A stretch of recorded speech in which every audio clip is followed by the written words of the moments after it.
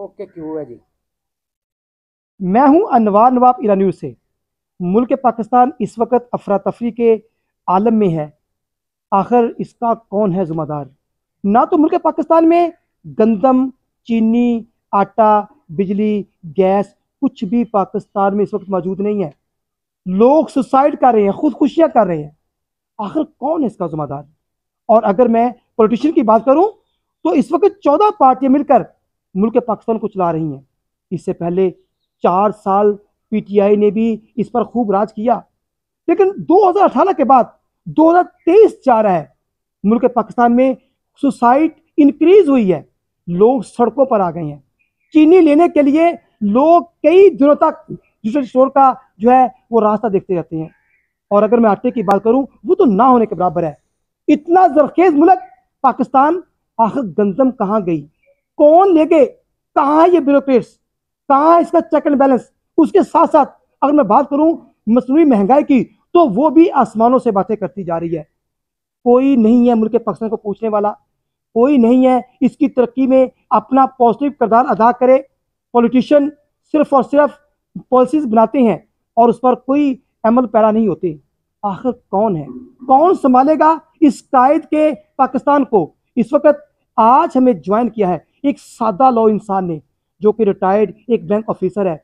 उनसे सुनते हैं, उनसे जानते हैं रियलिटी कि आखिर वो कितना दर्द रखते हैं इस आवाम के लिए, पाकिस्तान के लिए। जो इस वक्त हो रहा है, इसका जिम्मेदार कौन है? आज इस गिल्ट को कोई भी एक्सेप्ट करने के लिए तैयार नहीं है। ना तो पीडीएम, ना पाकिस्तान तहरीक इंसाफ, सब के सब करप्शन में मुलव्वस हैं। आए दिन केसेस, कभी तो पीटी कारकुनान पर और कभी पाकिस्तान मुस्लिम लीग नून पर। ये सारे के सारे लोग जो हैं, ये कौन सा टोला है जो मुल्क पाकिस्तान को दोनों हाथों से लूट रहा है? इस वक्त हमें ज्वाइन किया है मोहम्मद यकूब साहब ने, एक रिटायर्ड ऑफिसर हैं। उनसे सुनते हैं खरी खरी बातें, और आखिर इसका जिम्मेदार कौन है और कौन इसको बचाएगा। जी अस्सलाम। फर्स्ट ऑफ ऑल, बिस्मिल्लाहिर्रहमानिर्रहीम। first of all, I say to welcome behalf on Era viewers because you joined us for special interview on status current situation of the Pakistan। मैं आपको वेलकम कहता हूं कि आज की जो कंडीशन पाकिस्तान की है उस पर गुफ्तगू करने के लिए आपने हमें टाइम दिया। मैं अपने इरा व्यूअर्स के साथ आपको खुशामदीद करता हूं। सर, मुल्क पाकिस्तान में जो ना महंगाई और अफरा तफरी शिद्दत की है, लोग खुदकुशियाँ कर रहे हैं, इसका जिम्मेदार कौन है? बिस्मिल्लाहिर्रहमानिर्रहीम। सबसे पहले तो मोहतरम मैं आपका बेहद मशकूर हूँ। उसके बाद आपके चैनल का और नादर मान साहब का मैं बेहद मशकूर हूँ, ममनून हूँ। आपने मुझ जैसे सादा लौ इंसान एक नाचीज़ को इतनी हसीयत दी कि मैं आपके ज़रिए मेरी आवाज़ मेरे जैसे गुलामों तक पहुँच सके। तो अब आप अपने सवाल एक एक करके मुझसे करते जाएँ, वरना फिर वो मेरी बात गुफ्तगू लंबी हो सर, जाएगी। इस वक्त कहाँ गया आटा, चीनी, गंदम? कुछ भी नहीं मिल रहा, गरीब लोग सड़कों पर हैं। सर, ये इतनी सादा बात नहीं जिस तरह आप समझ रहे हैं या मेरे जैसे गुलाम समझ रहे हैं। ये बहुत एक कॉम्प्लिकेटेड मसला है। ये किसी ने पूछा था किसी मसले पैदा करने वाले से कि इस मसले की वजह क्या है, तो मसला तो वही था। जो मसले की जो जड़ हैं वो तो बैठे हुए हैं, वो हमेशा इक़्तिदार के अवानों में नज़र आएंगे। वो इमरान खान की हुकूमत हो, जरदारी की हो, नवाज शरीफ की हो, किसी की भी हो, मेरी भी कल आ जाए तो मैं भी बेबस हूँगा। असल जो मालिक हैं इस मुल्क के, जो इस इक़्तिदार के इख्तियार के, वो मसाइल की जड़ हैं। आपने पूछा आटा कहाँ गया, चीनी कहाँ गई, तो मैं अर्ज़ करता चलूँ, पाकिस्तान दुनिया का वो वाहिद खिता है जो कई मुल्कों को अब भी पाल रहा है, लेकिन हमें समझ नहीं आती। पाकिस्तान दुनिया का पहला नंबर मुल्क है जिसमें वसाइल बेशुमार हैं और वसाइल से ज़्यादा मसाइल बेशुमार हैं। बदकिस्मती ये है कि मैं अक्सर दावा करता हूँ कि मैं बिल्कुल बेलाग हूँ, तसब से हटकर हूँ। अल्लाह का करोड़ करम है, मैं सिर्फ हक़ के साथ हूँ, बातिल के साथ, जुल्म के साथ नहीं। मैं वो बात करूँगा ला इलाहा इल्लल्लाह मुहम्मद रसूलुल्लाह जो हक़ सच होगी, वो किसी के ख़िलाफ़ हो, किसी के हक़ में जाए। इसकी जड़ कौन है? मैं जड़ आपको बताने लगा, मौका दे। इसमें मसला ये है, जितने मसाइल हैं 100% मसाइल हमारे हिस्से में हैं, जो हम जिसे मेरे काबिल सद एहतराम, उनका भी इन्होंने सैयद भी बना दिया है। जनाब जनरल असम मनीर साहब कहते हैं कि अवाम ताकत का सरचश्मा है। मुझे वो कहते हैं मैं ताकत का सा चश्मा हूँ, मैं ताकत का सा चश्मा हूँ, मेरे हिस्से में सिर्फ मसाइल आए हैं। दूसरी तरफ 5 से 10 हज़ार बदमाशिया है जिसे लोग अशराफिया कहते हैं, मैं नहीं कहूँगा। वो मुल्क पे 1947 से काबज़ है। पहले ये साम्राज्य के गुलामों ने अपने गुलामों साम्राज्य ने अपने गुलामों को दिया पाकिस्तान। ना ये वोट की ताकत से बना, ना ये बंदूक की ताकत से बना। इससे कम्युनिज्म का रास्ता रोकने के लिए साम्राज्य ने बनाया था, जो 1940 की करारदाद मौजूद हुई थी, वो भी वायसराय हिंद की दी हुई थी। लंदन की लाइब्रेरी से जाके पढ़ ले, जो उन्होंने डॉक्यूमेंट डिक्लासिफाई किए हैं, वहाँ ये सब कुछ है। वो 1940 में यहाँ लाहौर में पढ़ के दी गई। एक साहब ने पूछा, मैं उनका नाम नहीं लेना चाहता, कि ये करारदाद कहाँ से आई है, तो सब खामोश थे कि कहाँ से आई। तो आगे बात बढ़ाते हैं। पाकिस्तान बनाते ही जागीरदारों के, खुसूसन पंजाब के और थोड़े सिंध के, इनके हाथ में इक़्तिदार था। वो इसके ब्यूरोक्रेसी के साथ मिलकर कह रहे थे। फिर पहले तो आज़ादी की वो बात फैली, जैसे ये आज़ादी कहते हैं, मैं वो मानता नहीं। ये मखसूस नुक्ता नज़र के लिए इसे बनाया गया था, मखसूस मफादात के लिए साम्राज्य के। फिर 1958 हुआ खैर से, और ख़ुद साख्ता फील्ड मार्शल साहब ने इस पर कब्जा कर लिया। 18 से बाद की बात करें, इसमें जो पॉलिटिशियन जो हैं वो इस वक्त अपना उनका राज है, जैसे कि जितनी भी पीडीएम है और उसके बाद पीटीआई है, इन लोगों का इसमें कितना अमल दखल है मुल्क के अफरा तफरी के आलम में मौजूदा है, इसकी जरा मुझे थोड़ी तफसील मैं माफ़ी चाहता हूँ कि मैं बात तवील कर गया। जब तक बैकग्राउंड नहीं समझेंगे हमें मौजूदा वक्त की समझ नहीं आएगी। चलो मैं छोड़ देता हूँ, स्किप कर देता हूँ। हम आते हैं 1985 में।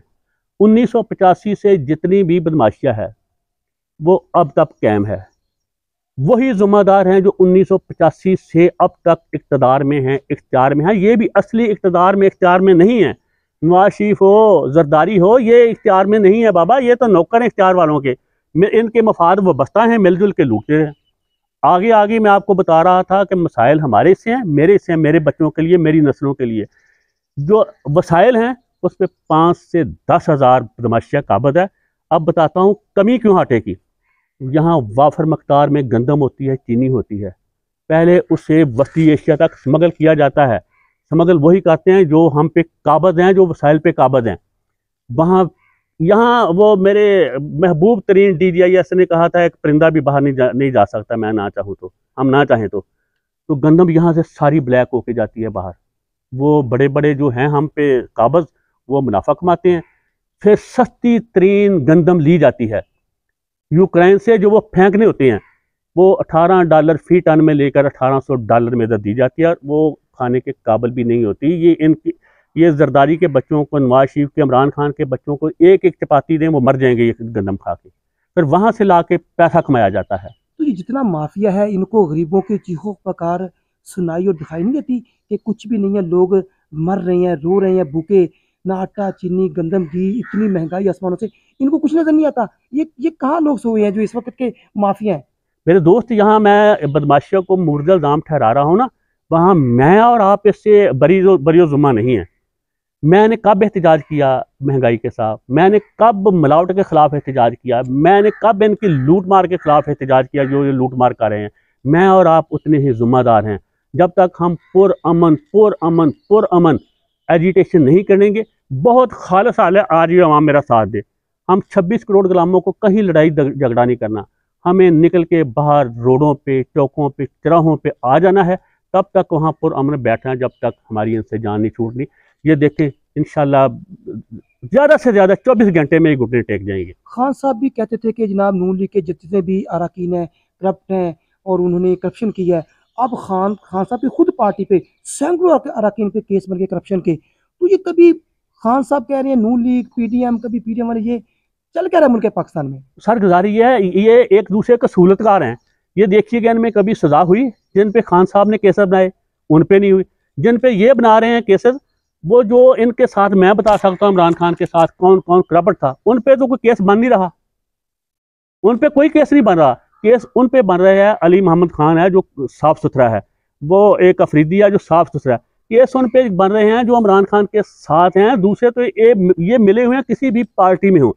आखिरी बात ये कि ये कुछ नहीं कर सकते अगर एक महकमा ना चाहे कि मैंने करप्शन नहीं करवाने देनी। वो सिर्फ हमारी बैरूनी सरहदों का मुहाफ़िज़ नहीं। वो कहते हैं, उन्होंने खुद ही अपने ऊपर ज़िम्मेदारी डाली है कि हम नज़रियाती सरहदों के भी मालिक हैं। नहीं, वो मेरे ख़जाने के मालिक हैं। आप एस्टेब्लिशमेंट की बात कर रहे हैं? एस्टेब्लिशमेंट की बात कर रहे मैं हैं? एस्टैब्लिशमेंट के आगे से बात कर रहा हूँ, जिनका मैं और आप नाम नहीं ले सकते। मुतबर्रक पिंडी के फरिश्ते, वो आपारा के फरिश्ते, उनका ये काम नहीं कि वो फाइलें बनाएं, ऑडियो वीडियो बनाएं। उनका काम है कि चोर को चोरी करते ही एक दफ़ा हाथ से पकड़ लें, अगला चोर चोरी नहीं करेगा। लेकिन क्या करूं, ये आप नशर नहीं कर सकेंगे। जब रियर एडमिरल मंसूर हक खान सारी आप दोनों के पैसे खा गया, पाकिस्तान की सालमियत दाव पे लगा गया, पाकिस्तान का तहफ़्फ़ुज़ दाव पे लगा गया, उससे कुछ हुआ? आप यकूब साहब इतना दर्द दिल रखते हैं अवाम के लिए, जी 26 करोड़ अवाम, पाकिस्तानी अवाम के लिए। जी। आपके ख्याल के मुताबिक क्या होना चाहिए कि ये मुल्क पाकिस्तान कम से कम तरक्की पजीर बन जाए? क्या करना चाहिए अवाम को मिलकर, कुछ ऐसा प्लान ताकि कोई पाकिस्तान के लिए चेंज पैदा हो? सर, इसके दो ही हाल हैं। किसी भी सोसाइटी में जब से हज़रत आदम आए हैं, दो ही तरीके से बुराई भी आती है, अच्छाई भी आती है। या तो बुराई ऊपर से आती है या नीचे से जाती है। अच्छाई भी या ऊपर से आती है या नीचे से जाती है। मेरा आपको चैलेंज है, आप दुनिया भर की तारीख देख लें, ऊपर से या नीचे से काम होता है। या तो ये बदमाशियाँ सुलझ जाए, तो तब ये हमारा मुल्क, वसाइल तो इतने हैं कि हम दूसरे लोगों को दे सकते हैं सभी कुछ, वो वसाइल तकसीम कर दें हम में। दूसरा हाल ये है कि मैं बेगैरती छोड़ दूँ, मैं मैदान में निकलूँ, मेरे जैसे सभी निकलें, लड़ाई झगड़े के लिए नहीं इनके, और अमन वो हमारा हक है। लेकिन अब तो इतना पाकिस्तान के ये शायद आप ना करें, जुल्म जबर हो रहा है। मुझे शर्म आती है कि अब तो मैं कश्मीर पे और फ़लस्तीन पे कुछ नहीं कह सकता, जो इंसानी हकूक़ की इधर पामाली हो रही है। मैं महंगाई पे भी बाहर झंडा लेके निकलूँगा, मुझे वो जोगरों वाले और डाले वाले कहीं अच्छा, ले जाएंगे। पॉलिटिशियन से पहले जो ब्यूरोक्रेट्स जितने भी है, किसी भी महकमा का है, जी एक्साइज का है, जी फूड का है, लोकल गवर्नमेंट का है, या थाना कल्चर का है, जो ब्यूरोक्रेट्स बैठे हैं, जी। उनकी करप्शन जो है वो भी खरबों में है। उनसे पहले तो ये है, इनका क्या सूरत हाल है? इनको कैसे करप्शन रुक सकती है? सर, करप्शन नहीं रोक सकती। करप्शन कोई एक बंदा नहीं कर रहा, ना कर सकता है। ना तो ब्यूरोक्रेसी कर सकती है, ना अकेले सियासतदान कर सकते हैं, ना जज कर सकते हैं, ना सरमायादार कर सकता है, ना सनतकार कर सकता है। ये सनत का सरमायादार, ब्यूरोक्रेट, सियासतदान, जज, आपके सहाफ़ी, माज़रत के साथ आप में मेरे जैसे आप में गंदे बहुत लोग हैं। ये सब, इनके साथ फिर हमारे फरिश्ते जो पिंडी में और इस्लामाबाद में बैठे हुए हैं, वो सभी नहीं। चलो, मैं चलते चलते आपको एक बात वाज़ह करता हूँ। चलो, मुझे अक्सर कहते हैं कि ये फ़लाँ के ख़िलाफ़ है, फ़लाँ के ख़िलाफ़ है। एक अदारे में जितनी रेशो है, फ़र्ज़ करो महकमा तालीम में जितने गंदे अंडे हैं, उतने ही गंदे अंडे सहाफ़त में हैं, उतने ही गंदे अंडे उसी रेशो से अदलिया में हैं, उसी ही रेशो से ब्यूरोक्रेसी में है, उसी ही मुकन्ना में तो 2-4% 10 छोड़ के सभी गंदे अंडे हैं। ये सियासतदान जो हैं, ये बकाऊ माल ना हो, इनके ये खुद साफ़ सुथरे हों। किसी जर्नैल की क्या मजाल है इनको डिक्टेट करे? मुझे कोई करके दिखाए, कोई भी वज़ीर आज़म करे डिक्टेट, मुझे कोई जर्नैल करे, मुझे कोई ब्यूरोक्रेट करे, मैं तो नहीं हूँगा। तो ये सब बाबा लूट मार, ये सभी तो बदमाशियाँ, इसी का नाम बदमाशिया, जो इनमें जराइम पेशा लोगों का ग्रोह है, उसी का नाम बदमाशिया है। उन्होंने हम पे कब्जा किया है, और वो तो सब कुछ बेच सकते हैं अपने मफादात के लिए। यहाँ से सरमाया लूट के सिर्फ बाहर ही नहीं जा रहा, यहाँ भी इनकी तिजोरियाँ भरी पड़ी हैं। किसी एक में नाम लूँगा, मुनासिब नहीं, शायद आपके लिए मसला हो, उसको पकड़ लें, सऊदी अरब की तरफ से पैसे निकलवाएं, $200 अरब उससे निकल सकता है। जी बिल्कुल, ये थे मोहम्मद यकूब साहब। सुनिए आप इनकी खरी खरी बातें, और इनका यही मौक़िफ़ है कि अगर पाकिस्तान की 26 करोड़ आवाम खुद को अपने अंदर जानकर दुरुस्त कर ले और एक ऐसे लीडर का इंतखाब करे जो मुल्क पाकिस्तान की तरक्की में पॉजिटिव किरदार अदा करे, सोच के साथ, थिंकिंग के साथ, और ऐसी पॉलिसीज बनाए कि इस वक्त मुल्क पाकिस्तान 2023 में अफरा तफरी है, वो 2024 के जनरल इलेक्शन में ऐसा इंतखाब करे कि ऐसी सूरत दोबारा देखनी ना पड़े। इनका मौक़िफ़ यह है कि सबसे बढ़कर, सियासतदानों से, पॉलिटिशियन से बढ़कर, ब्यूरोक्रेट से बढ़कर, हम पहले खुद ज़िम्मेदार हैं। हम आवाम 26 करोड़, हम गलत इंतखाब करते हैं, गलत सिलेक्शन करते हैं, फिर खुद अपने लिए एक ऐसा मसीहा ढूंढते हैं जो हमारे लिए जालिम साबित होता है। इसलिए हमें खुद सोचने की ज़रूरत है, अपना किरदार अदा करने की ज़रूरत है, पॉजिटिव किरदार, ताकि मुल्क पाकिस्तान दिन दुगनी रात चौगुनी तरक्की करे। इसके आमीन। साथ ही अनवाज